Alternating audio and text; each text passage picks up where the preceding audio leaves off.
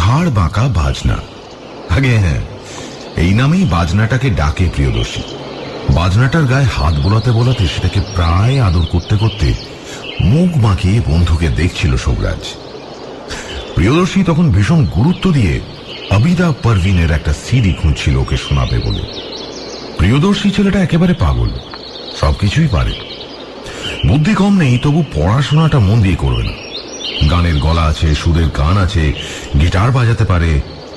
যারা শোনে তারা বলে ওর হাতে যাকে বলে তার আছে, কিন্তু না, ও সেটাও সিরিয়াসলি করবে না। যখন ছবি আঁকে সেই ছবি অনেকেরই পছন্দ হয় না বটে, কিন্তু কেউ কেউ বলেন একেবারে অন্যরকম। চিত্রকর যাই বলছেন না কেন, ভাষাটা তার নিজস্ব। ছবিটাও কিন্তু সে সিরিয়াসলি আঁকবে না। তাকে কিছু বলা হলে সে বলবে নিজের যা আছে সবকিছু বের করে দিয়ে ফ্যাল ফ্যাল করে ঘুরে বেড়ানোর বান্দা আমি নই। আমার আইকিউ যা আছে আমি তার চেয়ে খরচা করব একটু কম। আমি যত ভালো আঁকতে পারতাম তার চেয়ে একটু কম ভালো আঁকবো। চেষ্টা করলে যা বাজাতে পারতাম তার চেয়ে একটু কম ভালো বাজাবো। যতটা জ্ঞানী হওয়ার কথা আমার ছিল আমি না হয় তার চেয়ে একটু কম হলাম, তাতে হয়েছেটা কি? ক্ষতি বৃদ্ধি এতে কারোর কিছু নেই। শুধু আমাকে সারা জীবন দৌড়ে বেড়াতে হবে না। সকলেই দৌড়াচ্ছে, আমি দৌড়ব না, ব্যাস। তা না হয় হলো, সে না হয় দৌড়বে না। তা দৌড়ানোর দরকার বলতে যা বোঝায় তা তার বিশেষ নেইও। তার বাবা মা দুজনেই সরকারি চাকুরে। তারা একমাত্র ছেলের জন্য যা রেখে যাবেন, খুব টাকা পয়সা না ওড়ালে এক জীবন হেসে খেলেই কেটে যাবে তার। বিয়ে করার ইচ্ছে তার নেই, আর টাকা পয়সা বিশেষ ওড়ায় না সে। মাঝে মাঝে সে হুট করে অনেক বইপত্র বা গান সিনেমা ইত্যাদি কিনে ফেলে ঠিকই, কিন্তু এ বাদে টাকা ওড়ানোর পদভ্যাস তার নেই। নিজের জন্য নিত্য নতুন খেলা বের করে সে, সেই খেলাতেই মেতে কাটায় কিছুদিন। তারপর হয়তো আবার সেই খেলা ভেঙে চলে যায় অন্য কোনো খেলায়। তার এই উড়নচণ্ডী স্বভাবের সঙ্গে তার বন্ধু বান্ধবেরা প্রত্যেকেই কম বেশি পরিচিত। বর্তমানে কিছুদিন তাই যখন সে দেখতে পাওয়া এক অদ্ভুত বাজনার কথা বলে, তখন কেউই সেই গল্পে খুব একটা বিচলিত হয় না, সোমরাজ ছাড়া। প্রিয়দর্শীর খুব কাছের বন্ধু কিন্তু সোমরাজ নয়। একই বিশ্ববিদ্যালয়ে পড়াশোনা করে তারা। তাদের আড্ডা মারার জায়গাটা এক। ফলে সোমরাজের যখন কানে আসে বেশ পরিচিত এই ছেলেটি একটা অদ্ভুত গল্প বলছে, সে তখন আকৃষ্ট হয় এবং গল্পটা ভালো করে শোনে। প্রিয়দর্শী বলছিল, আনবিলিভেবল, ভাবতেই পারবি না, আমি রাসবিহারীতে দাঁড়িয়ে আছি, রাত তখন ধর 2:30। এত রাতে তুই রাসবিহারীতে কি করছিলি? প্রশ্ন করে একজন। অত জানার তো দরকার কি, ছিলাম, ব্যাস এইটুকু। কিচ্ছু নেই কোথাও, বুঝলি তো, চারিদিক ঝকঝক করছে আলোয়, বোঝাই যাচ্ছে না রাত। আমি ঢাকুরিয়া ফিরব বাড়িতে, ভাবলাম হেঁটেই ফিরি। আর যদি হেঁটেই ফিরতে হয় তাহলে সাদার্ন অ্যাভিনিউ দিয়ে হাঁটাই ভালো। লেকের পাশ দিয়ে এত রাতে হাঁটতে হাঁটতে যাবো, আমার ভাবতেই কিরকম রোমাঞ্চ হলো। যা ভাবা তাই কাজ। আমি হাঁটতে শুরু করলাম রাসবিহারী মোড় থেকে টালিগঞ্জ থানার দিকে। রাস্তার পুলিশগুলো ওই মোড়ের গুমটিগুলোর ভেতরে ঢুকে ঘুমোচ্ছে, একটা কুকুর পর্যন্ত নেই। আমার বেশ গা ছমছম করতে লাগলো, বুঝলি তো। তারপর ঢুকে পড়লাম সাদার্ন অ্যাভিনিউ। ঢুকেই মনে হলো ভুল করেছি। আলোগুলো যেন এখানে অনেক কম জোরালো, চারপাশ থেকে অন্ধকার এসে মিশে যাচ্ছে তাদের মধ্যে। আর ফুটপাথগুলো তো অনেক পুরনো, আর তার পাশেই লেকের নানান রকম শব্দ। আমার একটু ভয়ই করতে লাগলো, বুঝলি। ভাবলাম অ্যাডভেঞ্চার করতে গিয়ে নিজেই নিজেরটা মেরে দিলাম, কিচ্ছু করার নেই। হাঁটছি, অদ্ভুত মায়া মায়া হলুদ একটা জগতের ভেতর ঢুকে পড়েছি মনে হচ্ছিল। এইখান দিয়ে হাঁটতে হাঁটতে একদিন একটা মেয়ে আমাকে বলেছিল, জানিস তো, আজ থেকে 50 বছর আগে এই রাস্তাটা নাকি সন্ধ্যাবেলা থেকে সরোদ, সেতার, ভায়োলিন, বিভিন্ন বাদ্যযন্ত্রের শব্দে ভরে থাকত। আমি জিজ্ঞেস করেছিলাম কেন? সে বলেছিল কোনো বিশেষ কারণ নেই। তখন কোনো কারণে কলকাতায় ওইসব বাজনা যারা বাজাতেন তারা নাকি অজান্তেই, যুক্তি না করেই বাসা নিয়েছিলেন ওই রাস্তাটা ধরে। বিনা কারণেই রাস্তাটা ভরে গিয়েছিল সুরে। মেয়েটার কথা ভাবতে ভাবতে আমি হাঁটছিলাম। অনেক দূর চলে এসেছি, আর একটু হাঁটলেই গোল পার্কের মোড়। আর ঠিক সেই সময় একটা জায়গা পড়লো বেশ অন্ধকার মতো। পাশের ল্যাম্পপোস্টটা জ্বলছে না, আর হঠাৎ আমি স্পষ্ট দেখলাম সামনে থামের আড়ালটায় একটা মানুষের দেহ লুকিয়ে পড়ল। আমার বুকটা ভাবতে পারবি না ছ্যাঁত করে উঠল। হার্ট চমকে চলে এলো গলার কাছে। নির্ঘাত আমি যখন থামটা ক্রস করব তখন আমায় পেছন থেকে ছুরি মেরে দেবে বা গলার কাছে ছুরি ফুড়ি ধরে যা আছে কেড়ে নেবে, চিন্তাই করবে।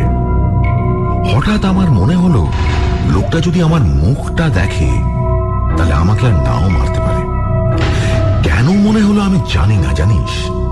আমি সেই মুহূর্তে সিদ্ধান্ত নিলাম আমি যেন কিছু দেখতে পাইনি, এইভাবে এগিয়ে না গিয়ে থামের আড়ালে লোকটার মুখোমুখি দাঁড়াবো। তাই করলাম।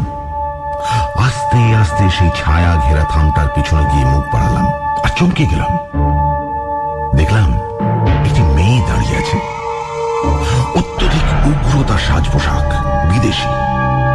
মেয়েটি ফর্সা, মাথার চুল চূড়ো করে বাঁধা, পায়ে হাই হিল বুট, তাকে দেখতেও বিদেশিদের মতো। সে সোজা চোখ তুলে আমার দিকে তাকালো, তারপরে ডান হাতটা যখন তুললো দেখলাম সেখানে একটা লম্বা সিগারেট। সেটা লম্বা টান দিল সেই সিগারেটে, ধোঁয়া ছাড়লো, আর সেই ধোঁয়ার ভেতর দিয়ে আতঙ্কিত হয়ে আমি দেখলাম মেয়েটার ডান হাতের আঙুলগুলো পাতলা পাতলা চামড়া দিয়ে জোড়া, যেন হাঁসের পা। মেয়েটা সেই ডান হাতের দুটো আঙুলে ধরেই সিগারেটটা খাচ্ছে। আমি ভয় পেয়ে আবার মেয়েটার মুখের দিকে তাকালাম। আমার কি মনে হলো জানিস?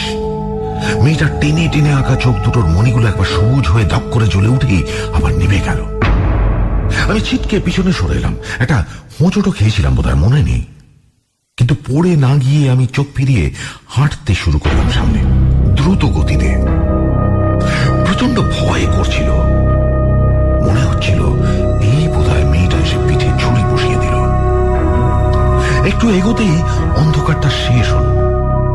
ল্যাম্পপোস্টের আলোর বৃত্ত, আর সেই বৃত্তের মাঝখানে সেই নির্জন পথে আমি দেখি একটা বাজনা পড়ে আছে, অনেকটা গিটারের মতন দেখতে। মানে বলে ঠিক বোঝানো যাবে না, দেখলে বুঝবি। আমি বাজনাটা দেখে এতটাই মুগ্ধ হয়ে গেছিলাম যে আমার বিপদের ভয়টা প্রায় চলেই গেছিল, বুঝলি। আমি বাজনাটাকেই দেখতে লাগলাম বেশ কিছুক্ষণ ধরে হাঁটু গেড়ে বসে। আর তখনই আমার মনে হলো বাজনাটা ওই মেয়েটার হতে পারে। আমি বাজনাটা হাতে নিয়ে উঠে দাঁড়িয়ে ফের তাকালাম পিছনে। অন্ধকারের মধ্যে স্পষ্ট দেখা গেল মেয়েটি আর নেই। কি ব্যাপার? ভ্যানিশ হয়ে গেল নাকি? নিশ্চয়ই ভুতুড়ে ব্যাপার, অথবা হ্যালুসিনেশন। আমি আর দাঁড়ালাম না, বাজনাটা যেখানে ছিল সেখানে রেখে সোজা হাঁটা দিলাম বাড়ির দিকে। প্রিয়দর্শীর বন্ধুরা গল্পটা শুনে হৈ হৈ করে উঠেছিল তার চারপাশে। কেউ ভেবেছিল গুল, কেউ ভেবেছিল কোনো উপন্যাসে পড়া ঘটনাকে নিজের জীবনের বলে চালাতে চাইছে প্রিয়দর্শী। কেবল সোমরাজ কিছু বলেনি। সে একটু দূরে সরে এসে দাঁড়িয়েছিল নিজের মনে। কিন্তু প্রিয়দর্শীর সঙ্গে কথা যে সে বলবে এটা সে ঠিক করে ফেলেছিল। পরের দিন ক্যান্টিনে একটা সময়ে প্রিয়দর্শী যখন একা চায়ের কাপে চুমুক দিচ্ছিল, সোমরাজ তার পাশে গিয়ে দাঁড়ায়, বলে, তুমি আমায় চেনো না, কিন্তু আমি তোমাকে চিনি। তোমার নাম প্রিয়দর্শী তো? আমি সোমরাজ, বাংলা। সোমরাজের দিকে তাকিয়ে মৃদু হাসে প্রিয়দর্শী। সোমরাজ বলে চলে, কাল আমি তোমার গল্পটা শুনলাম। আমার কিন্তু মনে হয় ওই মেয়েটিকে তোমার হ্যালুসিনেশন বা মনের ভুল ভাবা উচিত হবে না। প্রিয়দর্শী উত্তর দেয়, তুমি আর আমাকে ঘেঁটে দিও না বস। সেই ভেবে আমি সুখে আছি, যদি ওটা বাস্তবিক কোনো ব্যাপার হয় তাহলে সেই ব্যাপার যে কি ভাবতে ভাবতে আমার চুল উঠে যাবে। সোমরাজ আবার মৃদু হাসে, বলে, চুল উঠে যাওয়ার কিন্তু কিছু নেই। ব্যাপারটার একটা সহজ ব্যাখ্যা কিন্তু রয়েছে, শুনতে চাও? অবশ্যই। আগে কখনো অত রাতে গোলপাড় দিয়ে হেঁটেছ? না।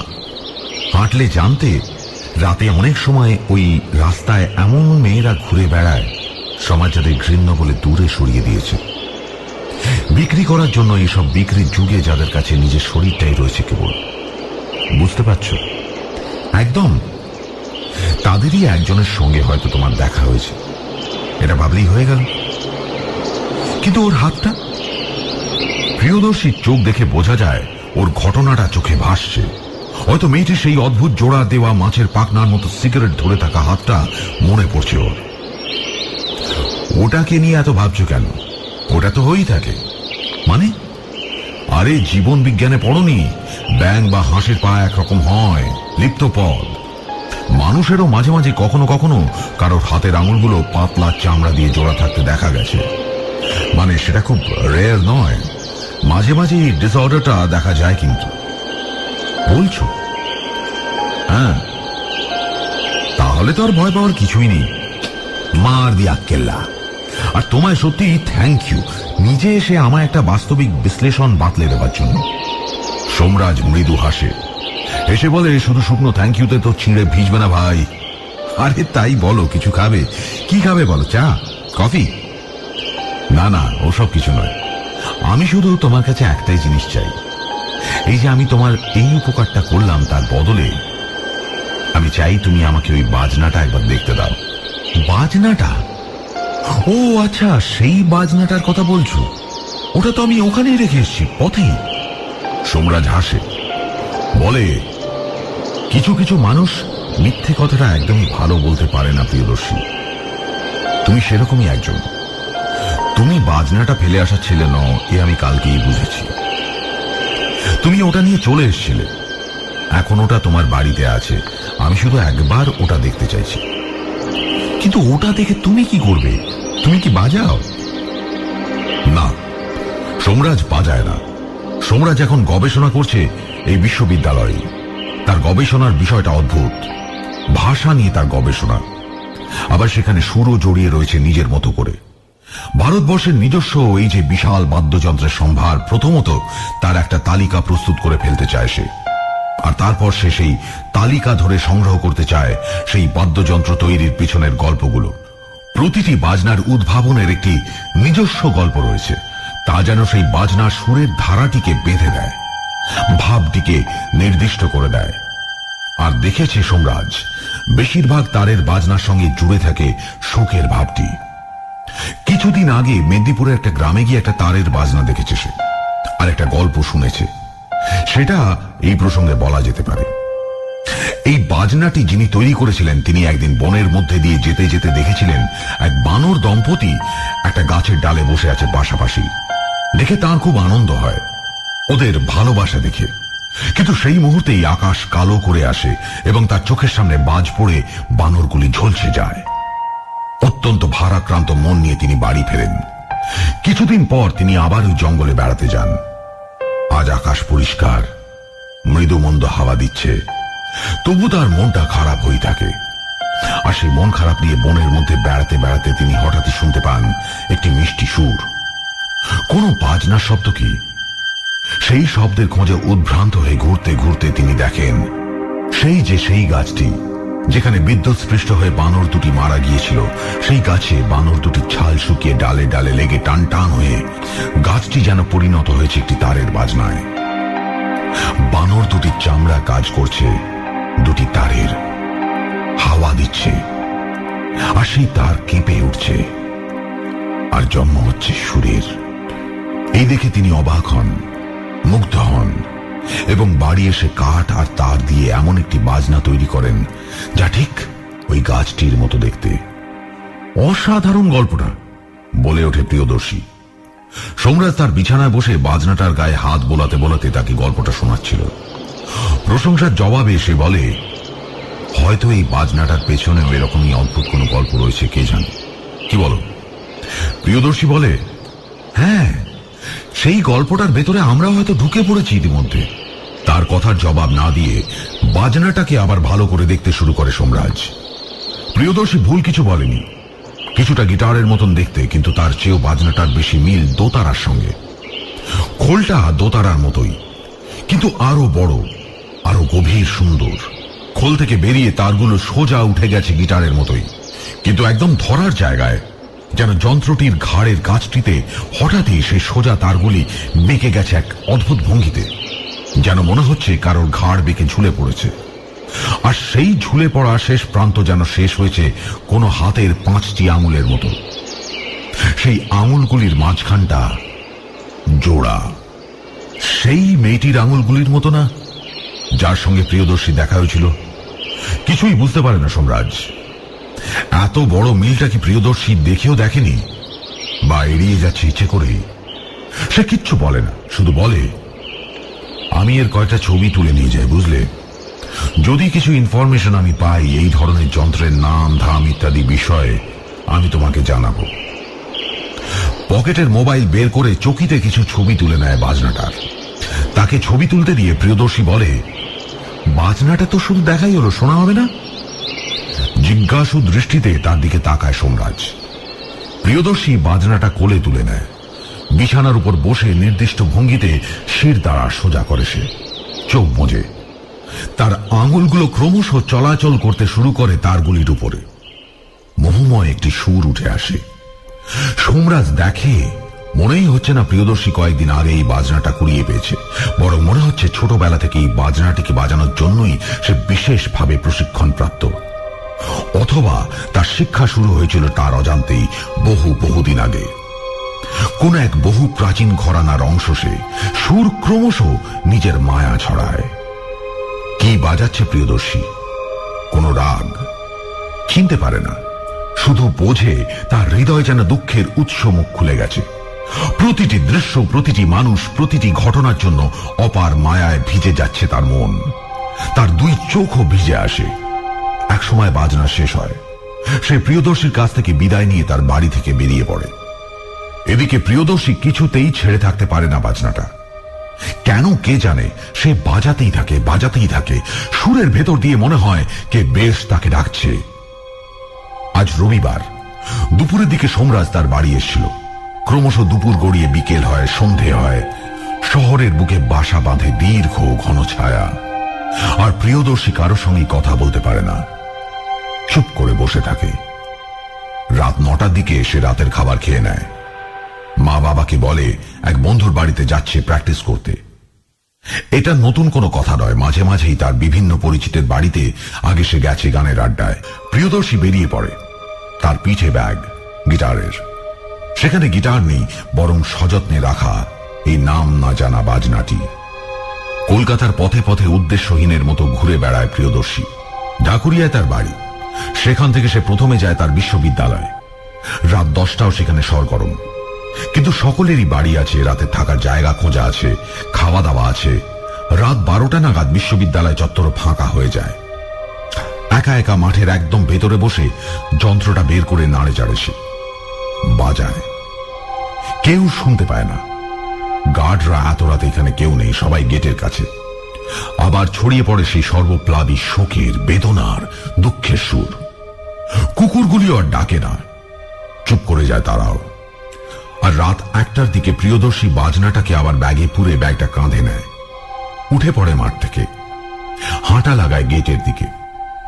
বিশ্ববিদ্যালয়ের কোন গেটটা সারা রাত খোলা থাকে সেটা প্রিয়দর্শী ভালো মতোই জানে। সেই গেটটা দিয়ে বেরিয়ে হেঁটে চলে সে, রাস্তায় নেমে পড়ে ফুটপাত ছেড়ে। সে কিন্তু উদ্দেশ্যহীনের মতো হাঁটছে না। তার নিজের কাছে তার গন্তব্য অত্যন্ত স্পষ্ট।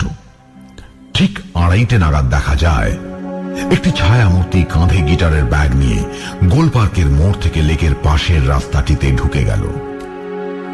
রাস্তায় দাঁড়ানো ট্রাফিক সার্জেন্ট খেয়াল করলো তাকে, কিন্তু কিছু বলল না। কেউ কিছু বললেও তার শোনার মতো অবস্থায় এখন প্রিয়দর্শী নেই। তাকে কোনোভাবে আর একবার দেখা করতেই হবে ওই মেয়েটির সঙ্গে। সোমরাজ যথেষ্ট ঠিকঠাক একটা ব্যাখ্যা দিয়েছে। সেটা যদি সত্যি হয় তাহলে তো মেয়েটির সঙ্গে দেখা করাটা কোনো সমস্যাই নয়, ভাবে প্রিয়দর্শী। আর ভাবে মেয়েটিকে সে জিজ্ঞাসা করবে সে জানে কিনা এই বাজনাটার ব্যাপারে। যদি কেউ দাবি করে এটা তার, মেয়েটির পরিচিত কেউ, সে কি ফেরত দেবে বাজনাটা? হয়তো দেবে, কিংবা হয়তো দেবে না। তবে সে নিশ্চয়ই বাজাতেও জানে। তার কাছ থেকে আরো ভালো করে বাজানোর কায়দাটাও শিখে নেওয়া যাবে।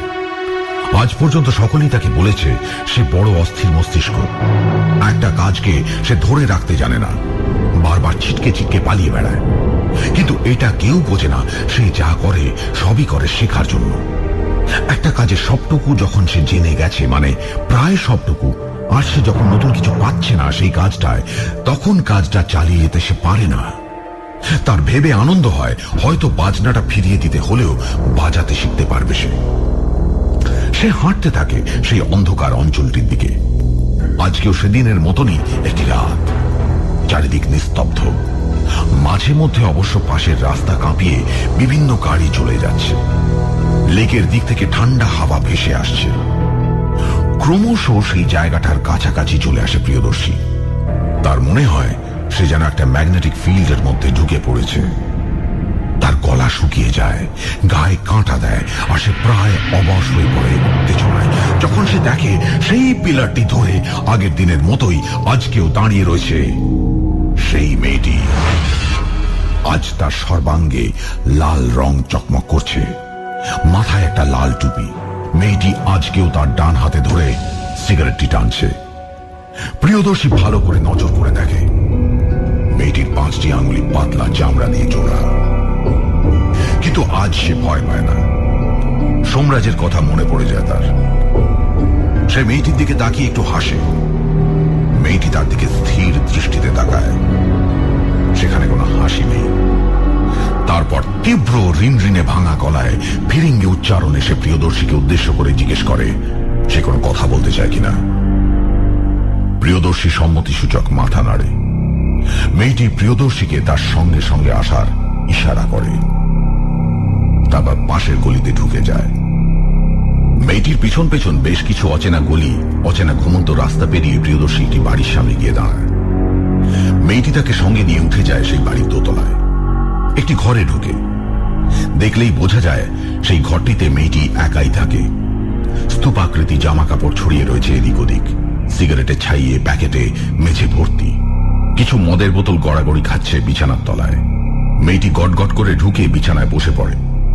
প্রিয়দর্শীকে আসতে বলে। প্রিয়দর্শী কথা শোনে। সে মেয়েটির একমাত্র চেয়ারের সামনে গিয়ে দাঁড়ায়। সেখানেও জামা কাপড় বই খাতা ভর্তি। সে সেগুলো কোথায় রাখবে ভেবে পায় না। মেয়েটি তাকে সেগুলো মেঝেতে রাখতে বলে। সে সেগুলো মেঝেতে নামিয়ে রেখে বসে। মেয়েটি তার বিছানায় আধশোয়া হয়ে বসে। তার সেই জোড়া আঙুলের ফাঁকে আর একটা সিগারেট ধরায়। প্রিয়দর্শীকে যেন আদেশ করে, শোনাও। প্রিয়দর্শী সম্মোহিতের মতো তার বাজনাটি বের করে আনে ব্যাগ থেকে। কোলের উপর সেটিকে রাখে নির্দিষ্ট ভঙ্গিতে। তার আঙুলগুলো একবার খেলে যায় তারগুলির উপর। সে চোখ বন্ধ করে, আর তারপর সেই বাজনাটির তারগুলি যেন বা আঁকড়ে ধরে তার হাতগুলিকে। যন্ত্রটির বাঁকা ঘাটটিকে ছুঁয়ে থাকে সে। আর আবার আবার সেই সুর ছড়িয়ে পড়ে, শোকের সুর। কিছু বাজনা হাসে, কিছু বাজনা কাঁদে। এই বাজনাটি কাঁদে, শুধুই কাঁদে, শুধু কেঁদে যায়। প্রিয়দর্শী এই মেয়েটির সামনে বসে বাজনাটিকে কাঁদিয়েই চলে।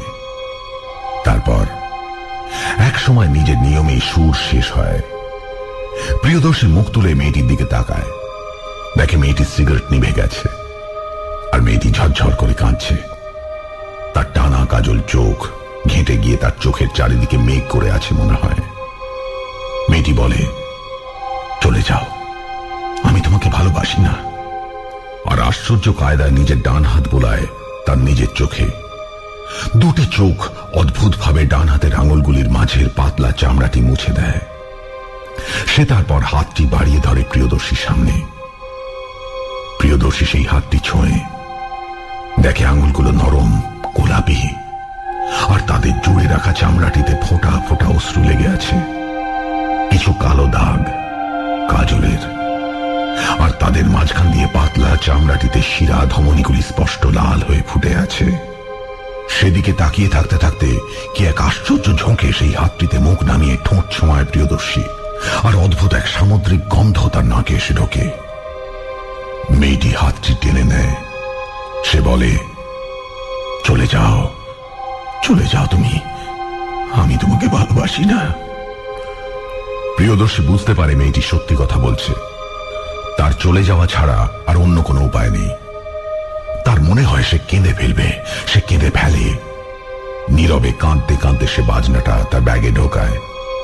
ব্যাগটা দেয় কাঁধে। চেয়ার থেকে উঠে বেরিয়ে যায়। একবারও পিছন ফিরে তাকায় না। বারবার তার মনে হয় মেয়েটি বোধ হয় তাকে পিছু ডাকবে, কিন্তু মেয়েটি ডাকে না। কি করে ডাকবে? মেয়েটি কি তার নাম জানে? অবশ্যই জানে না। যেরকম সেও জানে না মেয়েটির নাম। ঘরটির দোতলায় সিঁড়ি দিয়ে নামতে নামতে প্রিয়দর্শী দেখে তার পাশে সিঁড়ি ধরে আস্তে আস্তে কষ্ট করে উঠে যাচ্ছে কোট প্যান্ট পরা একটা লোক। তার চোখে একটা মোটা ফ্রেমের কালো চশমা। ও কি অন্ধ? হ্যাঁ হ্যাঁ, ও অন্ধ। বুঝতে পারে প্রিয়দর্শী লোকটা অন্ধই, কিন্তু ওর হাতে লাঠি নেই। তার বদলে দেওয়াল ঘষে ঘষে উঠছে। দেওয়ালের প্রাচীন চুল বালি খসে লেগে যাচ্ছে লোকটার আঙুলে, লোকটার কোটে প্যান্টে।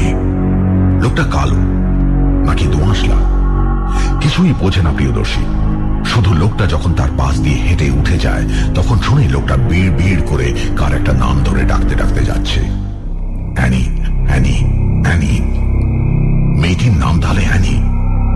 কিছুই বোঝে না প্রিয়দর্শী, শুধু তার বুকের ভেতর ফোঁতা একটা দুঃখের পাথর ভারী হয়ে চলে। বাড়িটা থেকে রাস্তায় বেরিয়ে ঘড়ি দেখে সে 4টে বাজে। ভোর হয়ে এলো। হাঁটতে হাঁটতে বাড়ি ফিরতে ফিরতে আলো ফুটে যাবে। সে বাড়ি যাবে, এক্ষুনি বাড়ি যাবে। এই মেয়েটি কে সে জানে না, এর সঙ্গে কোনোদিন তার দেখা হয়েছিল কিনা সে জানে না, এই মেয়েটি কেন তাকে ভালোবাসে না বলল, ভালোবাসার কথা ছিল কিনা সে জানে না। কিন্তু তার কেন মনে হচ্ছে আর তার বেঁচে থাকার কোনো অর্থই হয় না। কেন? আজ রাত 2:30 পর্যন্ত তার সব ছিল, সবাই ছিল। এখন কেন তার নিজেকে সরীসৃপ মনে হচ্ছে? কেন মনে হচ্ছে মৃত্যুটাই একমাত্র গর্ত যেখানে ঢুকে পড়ে সে শান্তি পাবে? কেন? এই রহস্যময়ী তাকে ভালোবাসে না বলেছে বলে, নাকি অন্য কোনো কারণ আছে?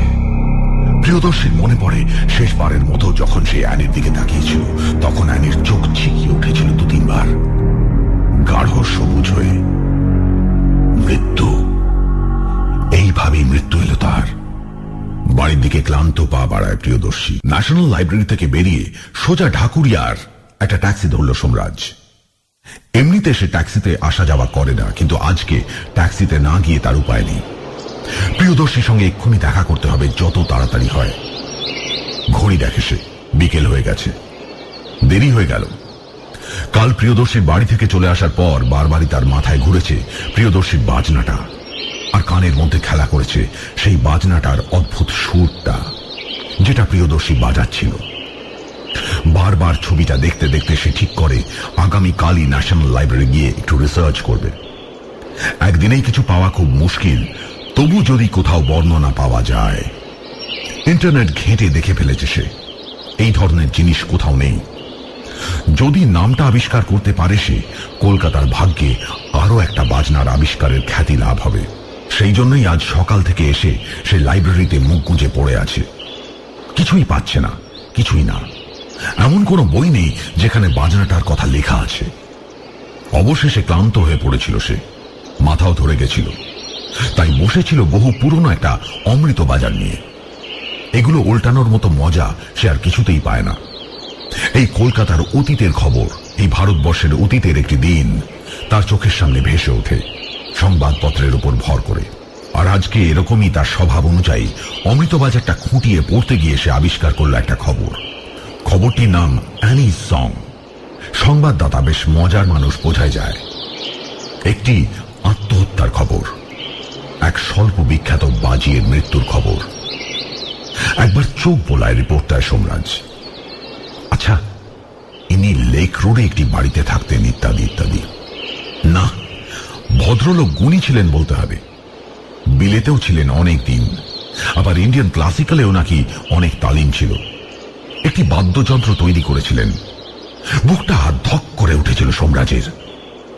একটি বাদ্যযন্ত্র তৈরি করেছিলেন, বাদ্যযন্ত্রটির নাম রেখেছিলেন অ্যানি। কেন? না, তার বান্ধবীর নাম ছিল অ্যানি। ভদ্রলোক আত্মহত্যা করেছেন সেই বান্ধবী তাকে ছেড়ে চলে যাওয়ার পর, আর সেই জন্যই রিপোর্টটির নাম রেখেছেন জনৈক সংবাদদাতা অ্যানিজ সং। নাইস রিপোর্টিং ভাবে সোমরাজ, কিন্তু ততক্ষণে সে আতি পাতি করে খুঁজে ফেলেছে পুরো রিপোর্টটা আরো একবার। না, বাজনাটা সম্বন্ধে আর কিচ্ছু লেখা নেই। দেখতে কেমন ছিল, কটা ছিল ইত্যাদি। পাতাটা উল্টেই দিচ্ছিল সে, কিন্তু তার আগেই ছবিটায় চোখ পড়ে যায় তার। আরে, খবরটার সঙ্গে একটা ছবিও বেরিয়েছে দেখছি। এটাই সে দেখতে ভুলে যাচ্ছিল। ভাবা যায় ছবিটি সাদা কালো এবং বেশ খারাপ প্রিন্ট, প্রায় কিছুই বোঝা যাচ্ছে না, কিন্তু তাও লক্ষ্য করলে বোঝা যায় সেটা একটা রোগা লোকের ছবি, যে গলায় দড়ি দিয়ে ঝুলে আছে তার ঘরের আংটা থেকে। তার ঘাটটা ভেঙে গিয়ে একদিকে বেঁকে গেছে। ছবিটা দেখে ধক করে ওঠে সোমরাজের হৃৎপিণ্ড। আরে আরে, ঠিক একইভাবে তো বেঁকেছিল সেই বাজনাটার ঘাড়। সে মোবাইলটা বের করে দেখে আরেকবার। প্রিয়দর্শীর বাজনাটার ঘাড় ঠিক সেইভাবে বেঁকে আছে, যেভাবে একজন গলায় দড়িয়ে দেওয়া মানুষের ঘাড় বেঁকে ঝুঁকে থাকে। অমৃতবাজারের ছবিটা আরো ভালো করে দেখে সে। লোকটার ছবি, লোকটার ঘরের মেঝের ছবি। ওটা কি? ছবিটা একদম কোণের দিকে। ভালো করে দেখতে পায় না সে। সোজা কাগজটা নিয়ে সোমরাজ চলে যায় আলোর তলায়, ম্যাগনিফাইং গ্লাস বের করে ধরে ছবিটার উপরে। ছবিটা বড় হয়ে যায় আর সে দেখতে পায়, এই কি?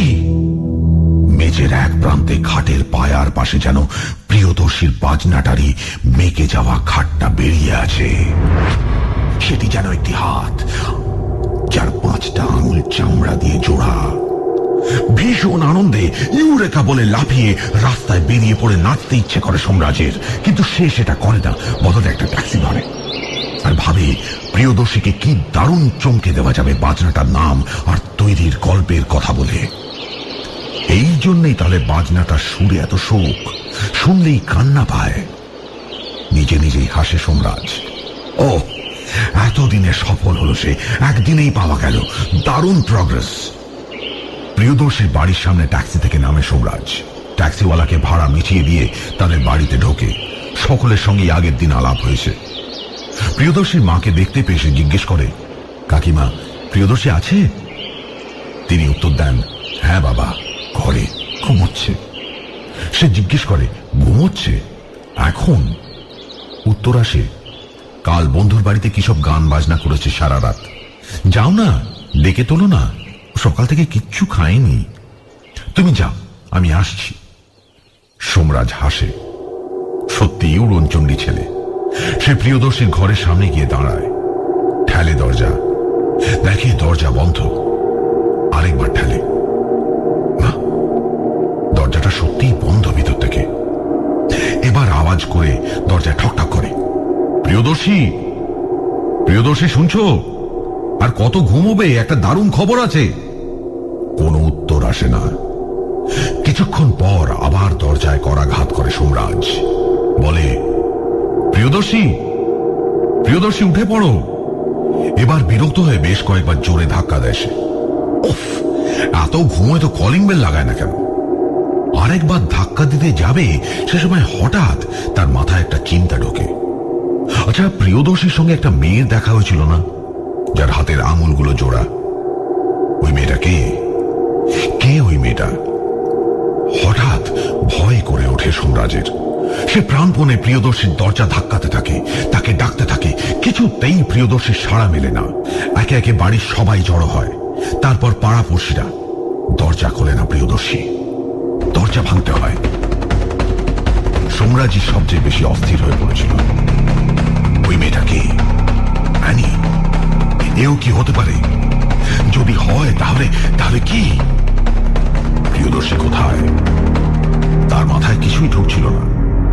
দরজা ভাঙার পর সেই ঘরে ঢোকে প্রথম, আর ঢুকেই তার মনে হয় সমস্ত শক্তি সে হারিয়ে ফেলেছে। তার পায়ের সার চলে যায়। সে ঘরে ঢুকে অজ্ঞান হয়ে পড়ে। তাকে তোলার দিকে কারো হুঁশ থাকে না। প্রত্যেকে তখন দেখছে ফ্যানের আংটা থেকে ঝুলে আছে প্রিয়দর্শীর নিঃসার দেহ। তার ঘাড় ভেঙে গিয়ে ঝুলছে একটা বিশেষ কোণে। এ তো অপ্রত্যাশিত। তার মা বাবা কান্নায় ভেঙে পড়েন।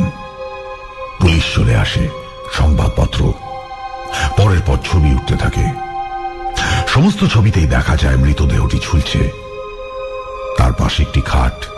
খুব নজর করলে বোঝা যায় খাটের পাশ দিয়ে বেরিয়ে আছে যেন 5টি আঙুল, কোন পাতলা চামড়া দিয়ে জোড়া দেওয়া।